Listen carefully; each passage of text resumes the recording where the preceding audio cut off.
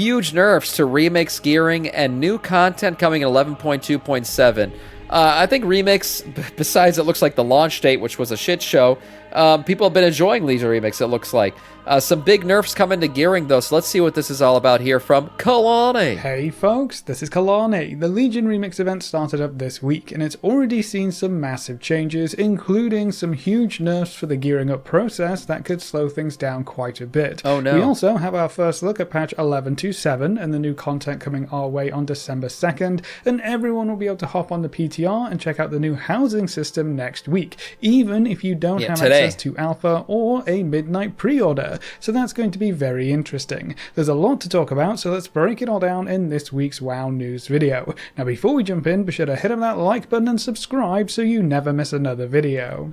I'm playing Remix the today. Legion Remix event went live this week, and there have been quite a lot of changes and bug fixes since the event started. One of the largest changes is a huge nerf to the gear rewards from the Mythic Plus system in Legion Remix. Running keys will no longer reward you with any actual gear whatsoever, which is a huge change considering Mythic Plus was the only way to kinda skip ahead and get item levels quite a bit higher than what you currently have equipped. They want it to work like Mists of Pandaria Remix. Basically, where it just wasn't a thing. Can you still at least get the infinite knowledge, though?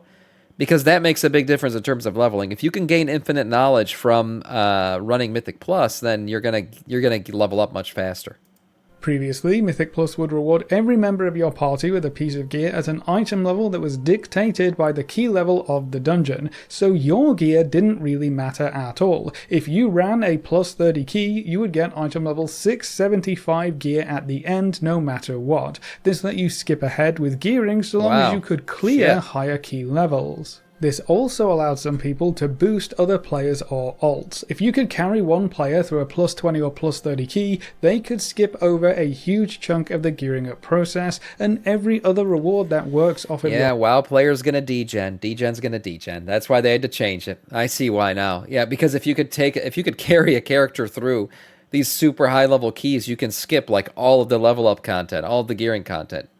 Highest item level piece of gear, like combining moats or opening infinite chests, would now reward items at those higher item levels as well. Fun detected. I guess the dev team were unhappy with how quickly some players were gearing up using these methods, so now Mythic Plus dungeons just reward you with moats instead of that fixed item level gear. That means Mythic Plus is now just another source of random gear generation that will track your current gear and reward something at the same item level or a tiny bit higher. Now, I will be very interested to see if they update gearing in Legion Remix. So then is the best way to gear out while playing to raid? You know, raid leveling? That seems to me like the best way to gear out if you want to go get gear while leveling up. Just do raid leveling. Basically run raids while you're leveling. As a whole after these nerfs, because it does leave some players significantly ahead of others without a decent way to catch up. This kind of thing did happen during the Mists of Pandaria event, and not only were the players who got super far ahead of others in terms of gear and progression rolled back, but the dev team introduced some bonuses for everyone who was left behind. Campaign and so side we may quests. see some updates come through next week to speed things up a bit. There was also the problem where pretty much only tanks were able to complete the higher key levels, which also created a tank-only meta, so it was very difficult to do any high-level keys if you weren't playing a tank specialization. I guess we'll have to wait and see if they do change anything, but for now, just know that gearing from Mythic Plus just changed drastically, and it probably won't be worth the effort if you were hoping to skip ahead in item levels. I gotta play Blood Another important change is that the number of gear ensembles that you'd have to buy to unlock every reward was cut down to about a quarter of the previous amount thanks to the new Transmog changes coming in midnight. Now when you unlock the appearance of a mythic piece of gear, you'll also get the heroic, normal and LFR versions as well, with one of the main rewards being every difficulty's colour variation for the old raid sets. A lot of folks were asking whether they should just buy the mythic version and would that unlock everything. Well, the dev team must have had a bit of a moment, because now you can only buy the mythic versions of the raid ensembles. Makes and sense. that will unlock everything for you. So a smart change there to make sure players aren't wasting their hard-earned bronze. That's great. I'm glad Blizzard didn't change it to say, oh, actually these aren't retroactive. So you can retroactively, if you didn't know this, you'll unlock all the tier sets below whichever tier set you got. So once that patch note was put into the game, and people realized, oh, we're just going to retroactively get all the tier sets. Let's just buy the Mythic version from Legion Remix, and we'll get all the other ones later.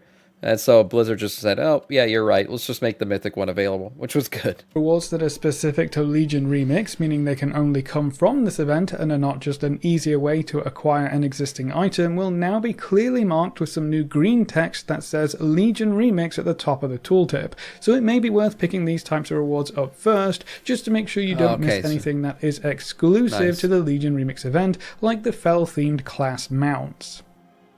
The Sands of Time Mythic Plus affix was also fixed to not deal damage if you actually handle the affix properly. You're just supposed to soak the orb to prevent the group-wide damage, but that damage was going out anyway, which made Mythic Plus keys quite a bit harder than they were supposed to be. But that's been fixed, so Mythic Plus should be a bit easier now that the affixes actually work properly. Another huge change comes in for the Fel trait row for your artifact weapons. Apparently the demon summon wasn't scaling properly depending on your class or spec, so a lot of melee were doing crazy amounts of damage by using the Fel row, while certain casters weren't seeing the same kinds of results. Those scaling problems should now have been fixed, which kinda just makes the Fel row the best in slot for any— I was gonna say, is everybody just doing the Fel row? That's what I've seen. Like, just randomly, it's, perusing the internet. I feel like everybody's just doing the Fel row. Every single person becomes a Dreadlord at some point. DPS especially. So if you were hearing that the Fel powers were super OP, but they weren't really doing much for you as a caster earlier on in the event, maybe try the Fel row out again and see if those bug fixes have changed anything for you. Got it. So do the Fel row. It'll be interesting to see what updates we see to Legion Remix next week, because there have been quite a few pain points so far. Tanks seem to be dominating the end game quite comfortably, with a lot of high-end Mythic Plus keys literally only accepting tanks for their groups, so I imagine we might see some rebalancing on that front. There's also been one clear winner as far as artifact traits goes so far in the event, and it seems like if you aren't running the Fel row, you're kinda doing it wrong, especially now that the damage has been fixed for classes that it wasn't working properly for previously. So hopefully we'll see some power added in for the other trait rows to change things up a bit. Now in other news, patch 11.2.5 may have just gone live, but the dev team are already setting things up for patch 11.2.7, and we now know what our last patch for the War Within will include. The Brawlers Guild will finally be returning with new bosses, a few swaps in the boss rotation, and additional improvements. So that's always exciting. These one-on-one boss battles are usually a lot of fun, and we haven't seen the Brawlers Guild for quite a while now. New rewards include House Decor, so that's probably going to be a new reward type that will be added into almost every type of content, as well as a recolored flying mount and a new color variation for Bruce. I think the Brawlers Guild's some fun solo content. I might try to do it and see if I can get those. But player housing shit is just going to be integrated in everything. I think we can see it at this point. Every single thing you do in the game now is going to contribute to player housing. The one thing that isn't off the bat is the trading post. And they said they're figuring out how they're going to do it, and they didn't say it'll never happen, but they said it's going to be a couple months into midnight before we might start seeing trading post items or that are player housing related. Turbulent Timeways event will also be returning, giving us another back-to-back time walking event with all new rewards. We'll see Shadowlands added into the time walking rotation with 6 dungeons to revisit: the Necrotic Wake, the Spires of Ascension, Plaguefall, the Other Side, the Halls of Atonement, and Sanguine Depths will all be added to the time walking dungeon pool. We'll also have a new time walking vendor for Shadowlands with some fun goods to pick up, including some new mounts, pets, and toys, so be sure you save up some time warp badges to pick up any of these. What a time to be alive. I wonder if we could do some time walking Choregast. That'd be good. These new rewards. We'll also have 4 new mounts tied to the Turbulent Timeway event itself. They're themed after the 4 Covenants of you could say what you want about Shadowlands. The Covenants had some pretty cool gear sets, actually, so there's some cool armor to be gotten probably from time walking. Shadowlands, and they're going to work a little differently from previous Turbulent Timeways event mounts. To buy any of these mounts, you'll need a special new voucher, and we might only be able to pick up 1 voucher during the event, so you might have to wait to pick up the other 3 mounts until the Turbulent Timeways event rolls around again. We're not too sure on that though. We will have to wait and see when the event goes live in patch 11.2.7. This patch is also going to introduce something we haven't seen in a little while, a new Heritage armor set. This time the Pandaren are the lucky race getting their special armor. Is this not cool? I'll be honest. When I first saw these, I thought, oh, that's kind of a letdown. Like, I think the initial Pandaren set that they get, like when you first make one, you know what I mean? Like the black robe with the red bouncy belt, like, and all that. I think that's cooler than this. I don't know. I feel like the Heritage Armor set for the Pandarian's kind of a miss. It's not that good. It's got like a bamboo shoulder, okay, but I just don't understand the cloth hanging from the hat. I don't know. It's just all right. Set, and this one comes in 3 different faction related colours. So you've got the blue set for the Alliance, a red set for the Horde, and a black set for the Wandering Isle to emphasise their neutral beginnings. So Heritage Armors haven't been forgotten about. We're also going to see some new lore-walking stories added in patch 11.2.7 that go over the origins and story of the Blood Elves and Void Elves, including a retelling of the Scourge attack on Silvermoon City and the Lich King's assault on the Sunwell. So those are stories from all the way back in Warcraft 3. If you aren't up to speed on some of the older lore in Warcraft, this should provide a great recap of why the Sunwell is so important and what has happened to it in the past, and also why the Void Elves aren't exactly super welcome in Silvermoon City. I'm really happy to see more and more stories being added. Man, Silvermoon looks amazing. It looks so good. Every time I see new images of Silvermoon, I'm like, damn, this city looks complete. It looks so different, and yet it's still Silvermoon. Into the lore walking feature, it really is a great way to get everyone caught up on the most important story plot points for upcoming expansions or patches. That's not the only story content to look forward to though. The War Within campaign continues in patch 11.2.7. Vereesa Wind. You're right, Dunzo. I have not done all the lore walking, but the lore walking that I have done is pretty cool. I think it's a great way to tell stories and tell old lore in the game. It's a good ad that Blizzard's put into the game. Runner has been stricken with visions of a new threat, a dire prophecy of Quel'Thas's fall, so we'll have some new story quests that lead us back to the home of the Blood Elves to see what might be threatening the Sunwell. This should lead quite nicely into the Midnight pre-patch event and the story of the Midnight expansion itself, so I'm looking forward to see how all these pieces fit together. I mean, is it me or does the whole fall of Silvermoon kind of fall flat? Because I feel like it's got some plot armor. Like, there's no way that the Blizzard put all of this dev time into rebuilding Silvermoon and it's going to get wrecked during the expansion. I just feel like any kind of hint that Silvermoon's going to get destroyed is like, well, if I got it falls flat with me, because I'm like, there's no way they're going to wreck Silvermoon. They just rebuilt it. So I mean, any of that just seems to be like not a real threat to me in the lore. This patch will also include early access to housing, so if you have pre-ordered the Midnight expansion, you'll be able to set up your neighbourhoods or join a public neighbourhood if you don't have a guild or private one to join, secure your plot, and you can start decorating. If you don't have Midnight yet, you can still visit neighbourhoods and complete some activities and quests relating to the system, but you won't be able to buy a plot or start decorating your house. Everyone will be able to start collecting various decor items from legacy content and from professions at the very least.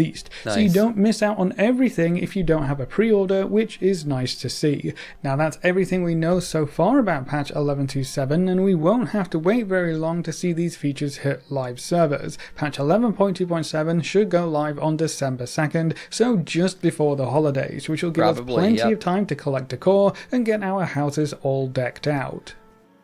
While we're on the topic of housing, the latest alpha build included our first look at how editing the exterior of your house is going to work. For decor pieces, it seems to be exactly like the inside of your house. You open your list of collected decor, pick whatever you want to showcase in your garden or yard. We're going to have some ungodly neighbors in this game. I already know it. People are going to troll so heavy with this shit because whatever you put outside, the rest of your neighborhood can I guess they can see it.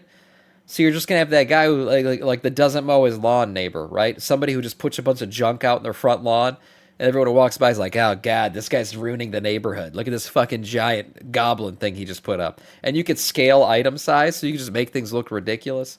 It's going to happen. There's going to be complaints. Blizzard's going to get like tickets in the game saying somebody's not following the HOA. They put a giant goblin mech in front of their house today.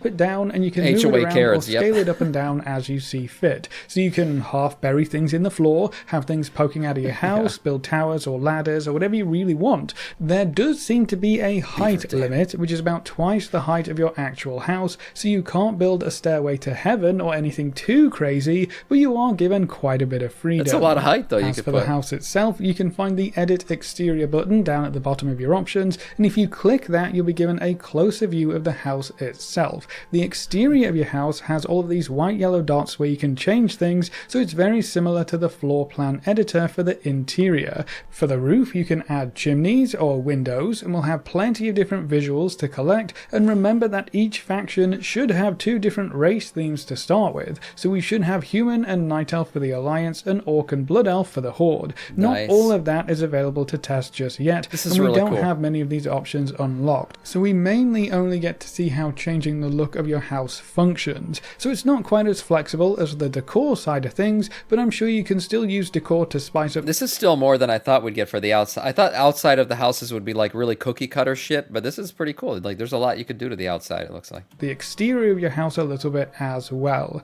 As for rotating your house or changing where the entrance is, there's a dot for that as well. So you can place your entrance wherever you want, though it does seem like we are limited to just one entrance right now, so you'll have to pick the side that lines up with your plot the best. No backdoor entry. How is Moonguard gonna survive?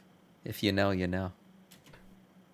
Now, if you just can't wait until patch 11.27 to check out the housing feature, I have some good news for you. The dev team will be stress testing the housing system on the PTR next week. So from Monday the 13th to Thursday the 16th, housing will be available to test for everyone.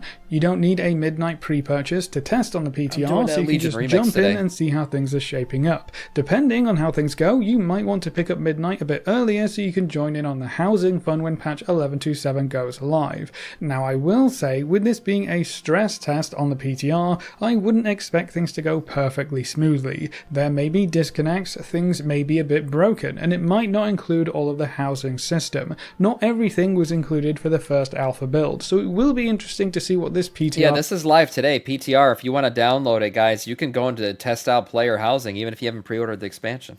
Build looks like, but if you're interested in the housing system, or you want to see if the midnight pre-purchase would actually be worth getting for the early housing access in patch 11.27, this PTR window is your best chance to get a feel for everything and whether it's going to be something that you enjoy. But that's all of the updates that we have to go over, so that's it for this week's WoW News video. Are there any specific changes you would like to see for the Legion Remix event relating to leveling, gearing, powering up, artifact trait balance, or maybe something else? And are you going to check out the housing feature on the PTR this week? Leave all your thoughts in the comment section below. A big thank you to all of our supporters over on Patreon and to all of our members here on YouTube. You can see their names floating by on screen. If you're interested in supporting the channel, you can find links in the description or click the join button just below the video. If you enjoyed the video or found it useful in any way, make sure to subscribe and ring that notification bell so you're always kept up to date. Thanks for watching, folks. Good luck and have fun, and as always, I will see you next time. Nice video overall. Yeah, a lot of cool stuff. A Legion Remix nerfs, you could expect. I knew that was going to happen. It happened with Mists. Obviously, the changes to Mythic Plus, I just think they don't want people to degen and just fucking completely skip Remix altogether when it comes to gearing. So, yeah, expected changes at 11.2.7. Some exciting stuff coming.